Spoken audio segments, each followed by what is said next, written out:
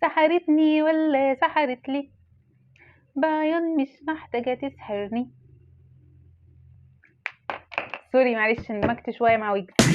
انا يا جمال وده بارت 8 من سلسلة نشوف ايه في المسلسلات القصيرة. ديلر بيتحول لمحقق خاص عشان يحقق حادثة قتل واحدة واختفاء واحدة تانية، وكل ده عشان معجب بواحدة قوي ومش عايز يسيبها لوحدها. فيا ترى هيوصل للقاتل ولا لا؟ المسلسل اللي بتكلم عليه هو مسلسل بيمبو، هو من انتاج 2021 وهو مكون من 8 حلقات بطولة احمد مالك وويجز وهدى المفتي. المسلسل حقيقي مختلف كصورة وكشكل، وبتبدأ تشوف الاختلاف ده من التتر اللي بيبقى على لحن اغنية شوفي بتاعت هشام عباس، بس بيبقوا عاملينها بتويست حلوه قوي كده. فكمان اكتر مفاجاه حلوه بنشوفها في المسلسل هي ويجز، بنشوفه كممثل بشكل مختلف جدا، لانه مش طالع بس ان هو كممثل شخصيه عاديه، لا هو طالع ان هو صعيدي بجد، قدم دور حلو قوي. فشوفوه هتتبسطوا. ولو عجبكم الفيديو ما تنساش تعمل لايك وفولو او سبسكرايب. باي باي.